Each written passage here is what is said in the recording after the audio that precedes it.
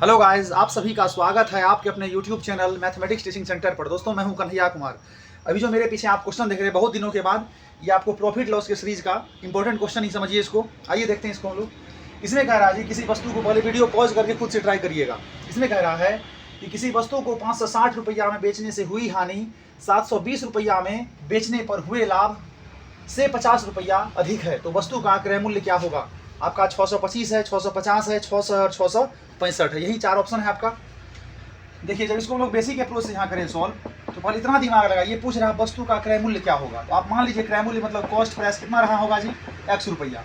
अभी ये सोचिए, कोई सामान हम जितना में खरीदेंगे उससे ज़्यादा में बेचेंगे तभी ना प्रॉफिट होगा, और कोई सामान जितना में खरीदेंगे उससे कम में बेच देंगे तो लॉस होगा। यही कंडीशन है। अब देखिए, पहले क्या कह रहा है कि 560 रुपया में बेचने से क्या होता है उसको हानि। इसका मतलब हुआ कि सामान खरीदा है x रुपया में, इससे कम रहा होगा 560 रुपया, तभी ना हानि हुआ। समझ में आ रहा है ना। इसका मतलब कितना हानि हुआ उसको निकालने के लिए दोस्त यहाँ आपको x में से 560 को माइनस करना होगा, ठीक है ना।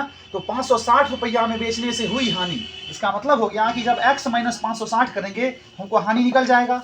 और 720 रुपया में बेचने से हुए लाभ, 720 रुपया में बेचने से हुए लाभ, इसका मतलब हो गया कि हमने खरीदा है x रुपया में वस्तु को, अब 720 रुपया में बेच रहे हैं, तो पता चल रहा है कि प्रॉफिट हो रहा है। इसका मतलब हुआ कि जितना में खरीदे उससे ज़्यादा बेचे होंगे। तो लाभ निकालने के लिए अर्थात प्रॉफिट निकालने के लिए हमको x माइनस 720 करना होगा।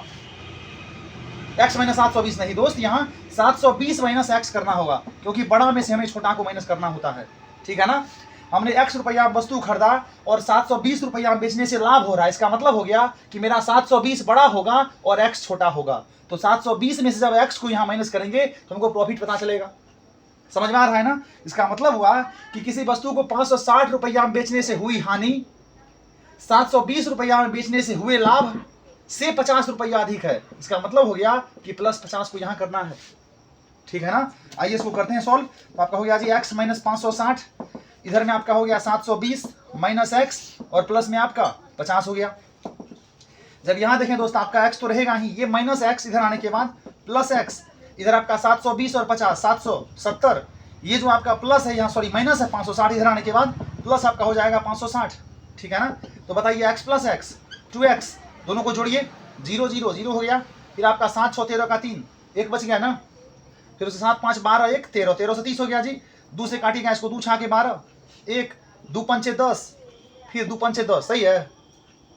2 छा के 12 1 हो गया जी, 2 छा के 12 यहाँ होगा, सॉरी 2 छा के 12 फिर 2 पंचे 10। तो फाइनल दोस्त आपका यहाँ x बराबर 665 रुपया आंसर होगा। मेरा x बराबर 665 आने का मतलब ये हुआ कि हमने वस्तु को कितना में खरीदा था, 665 रुपया में, जो कि आपका ऑप्शन नंबर डी के साथ चला जाएगा। समझ में आया।